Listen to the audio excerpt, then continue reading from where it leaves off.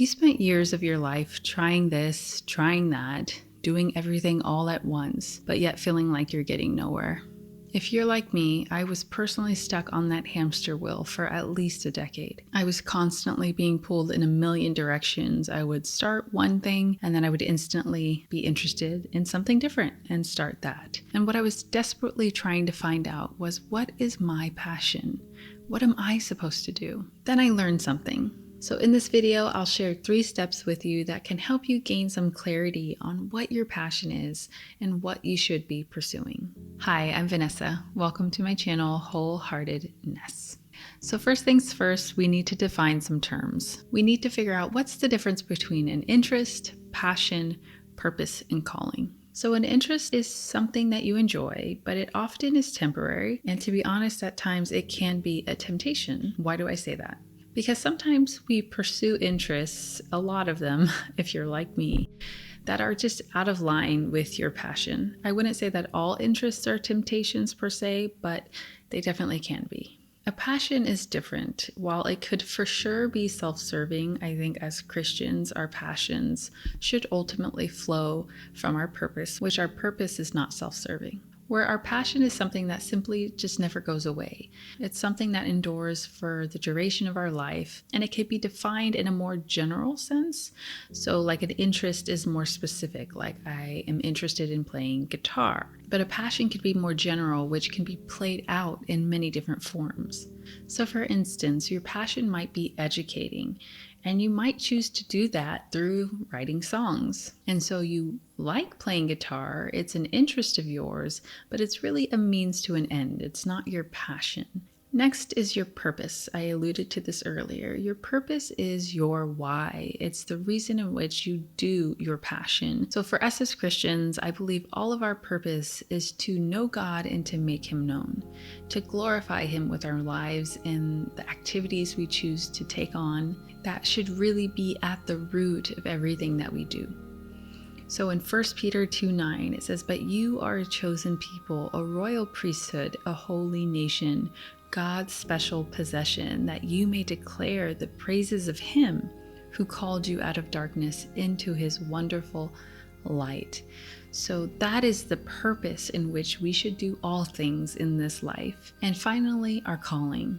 I believe our calling is given to each of us by God, and it can change over time. So a calling on your life might be specific to a situation and a moment. It might be specific to a season of your life, but ultimately a calling are things that God has set before us, each of us individually, to do. We learn in Ephesians 2:10, "For we are God's handiwork, created in Christ Jesus to do good works, which God prepared in advance for us to do." So we learn in Ephesians that God has prepared things for each of us to do. There is the general good works, which is the fruits of the Spirit that we all are to walk in, but there are also specific things He has appointed for your life, for my life, that no one else is capable of doing, because He made them specifically for us to walk in. And the beautiful thing is in Acts 17:27, it tells us why God did this. It says God did this so that they would seek Him and perhaps reach out for Him and find Him, though He is not far from any of us. So the reason why God gives us passions, why He has these calls on our life, is so that we would be His light, His aroma, that we would draw people to Him. So you may have many interests, but there are 1 to 2 passions that God has placed in you that help you fulfill the callings on your life and the ultimate purpose of your life. And I think for us, people like you and me, who are like stuck on this hamster wheel of doing all the things and getting nowhere, is that we get lost in the interests. We start pursuing this and, oh, well, that sounds interesting, or I can make money that way. And we go here, we go there, because we don't know what our passion is. It's like focusing on the symptoms of an illness and not the core cause, trying to treat the symptoms without treating the actual issue.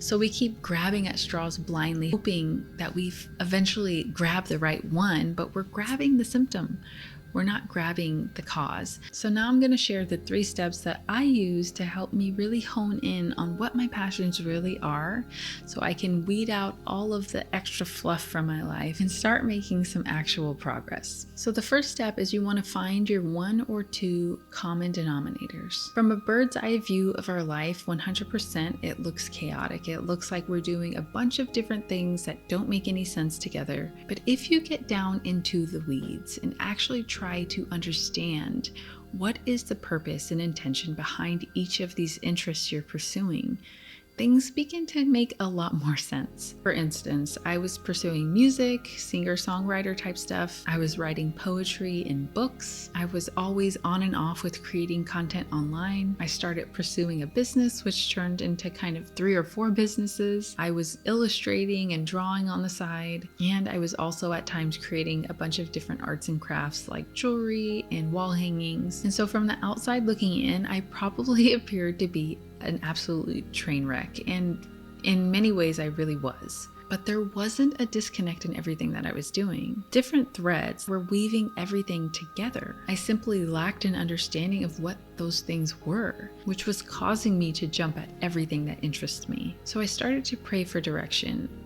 After 10 years of doing this, from my late teens all the way to almost 30 years old, I was just like, okay, I'm done with this rat race. I'm done with this hamster wheel. I'm ready to get off, but I don't know exactly what I'm getting off to and what direction I'm supposed to be going. And so I began praying and really thinking hard and trying to figure it out. And then I heard someone say that the things we pursue, most of them, tend to be coming from one source. And so for me, in my mind, I started picturing this body of water with a bunch of different rivers coming out from it.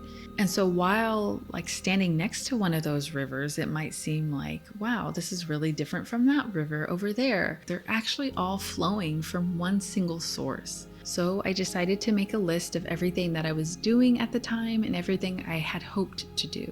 And then I asked myself, what is the ultimate aim here with each of these individual things? So what drew me to do those things, and what was drawing me to want to do some of those things in the first place? And then it dawned on me that the 2 things that tied everything together was my desire to be a messenger, so I enjoyed sharing messages, and my desire to create. So my songs, my poetry, my books, my art, and even my crafts. It was all coming from my desire to both share a message and or to create. Finally understanding that really changed everything for me. And so the first thing that you want to do is to make a list to find out those common denominators. So you want to make a list of every interest that you have, everything that you're currently doing, and everything that you dream or hope to do. And then to each one of those, you're going to write what is the ultimate goal in pursuing those things and doing those things. Again, you want to think a little bit bigger picture. Like for me, it's to be a messenger, to share a message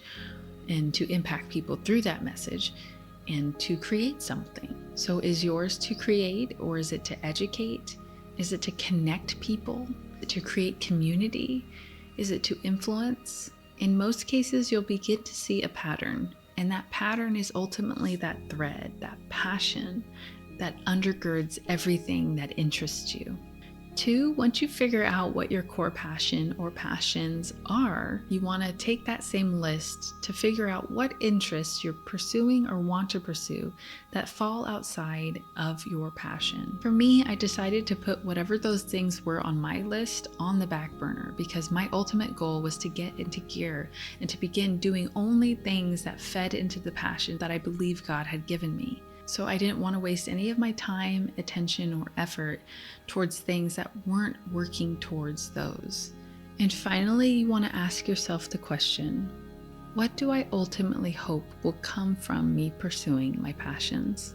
So in addition to your desire for these passions to make much of God in your life, do you want your passion to just be a hobby, something you do with your spare time, or do you want it to be your career, your 9 to 5, the way in which you make an income and a living for yourself? And it's really important at this point to be prayerful, to figure out, okay, God, why did you give this to me? Is this to be my career? Is this just to be something I do on my spare time? But it's also important to be honest with yourself. What is your desire? And perhaps that's a desire God has put in you. Because once you know whether or not you should pursue it as a full-time career or as something you just do on the side, it can help you further kind of slim down your list of interests, because some interests might not fit into your desire. Say if you want it to be your career, perhaps that one interest doesn't work towards that. And so you can further filter out your list of interests and what you should be doing. So ask yourself the question,